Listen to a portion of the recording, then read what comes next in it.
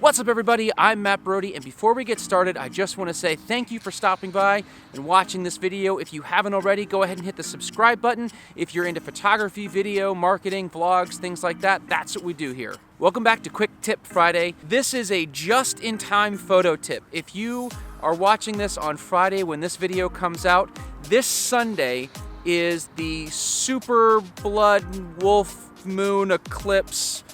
It's crazy. It's like one of those everything lines up kind of moments. So there's going to be a super moon and a blood moon, which means the moon gets kind of red and rusty looking. It's also a wolf moon, which is, I think, just a fancy term for the first full moon of the month.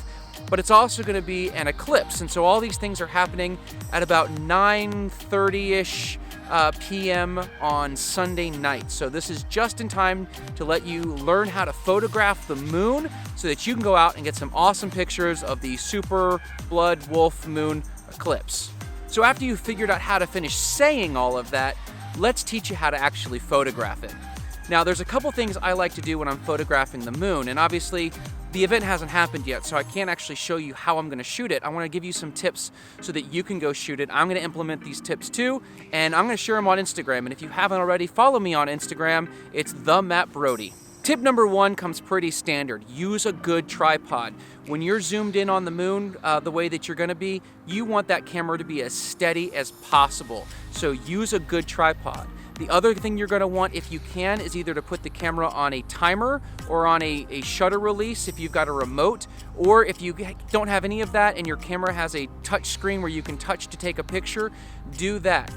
Anything you can do to keep from physically touching the shutter release on the camera is going to help you out keeping your camera as still as possible so you don't get any shake. So in terms of exposure, there is no really one right exposure.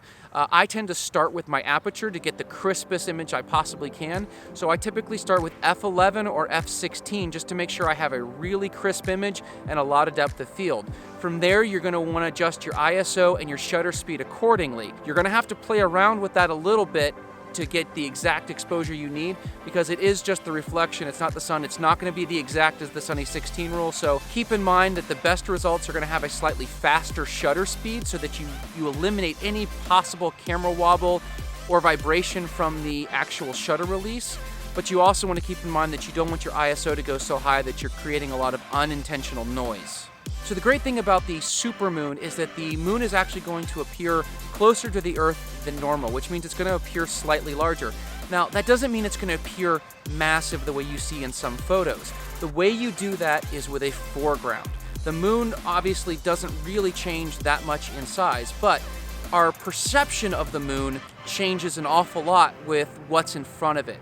And so it's really more of an optical illusion, but if you can frame your image so that you have the moon and you have a foreground like a building or a bridge or a tree or even a person in front of that, the moon is going to look substantially larger. Lens selection is going to be the other big key piece of this. If you want to take a picture of a moon, chances are you want it to look as close to you as possible. So as much of a telephoto lens as you can possibly use is what you want. Now I'm going to use the 70-200 here, but I also have a 2x converter that I'm going to put on, and that's going to give me essentially a 400mm lens. Now I'm going to have to be really careful with that, because if there's any shake in my camera at all, it's probably going to show up. This is also not the time to use your full frame camera if you've got a crop factor camera. Using a crop factor camera is going to allow you to enhance the amount of telephoto-ness, that's not a word, but it's going to allow you to make the moon appear even closer because you're adding in the additional magnification from the crop factor. So in my case, if I use the 70-200 and the 2x teleconverter on a 1.5x crop lens, that's going to give me somewhere around 600mm, which is pretty good. So to overview real quick, set your camera into manual, set your aperture to something like 11 or 16, and then set your ISO and your shutter speed accordingly. The faster your shutter speed, the less camera shake you're going to get, but lock it down on a tripod. Use a shutter release or a timer or even the touch screen on your display to take the picture so you minimize the amount of vibration going into the camera.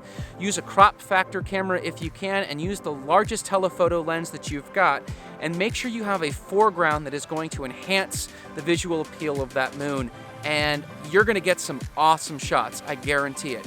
And I would love to see them, so post them on Instagram, tag me so I can see them. I'm gonna post my pictures on Instagram so you can see them there, and hopefully we all get some pretty awesome shots, unless the weather doesn't hold out, and then that's gonna be a bummer. So here's hoping that things go well for you. That's it. That's Photo Tip Friday. So I know it was quick, but that's the point, is to get you out there and get you shooting. If you like this video, please go ahead and hit the thumbs up button. It'll help out the channel a lot. If you haven't subscribed, and let me know what you thought of this video in the comments below. And until next time, keep shooting, God bless, and let me see those moon pictures. Don't moon me though, that's not what I'm asking for at all.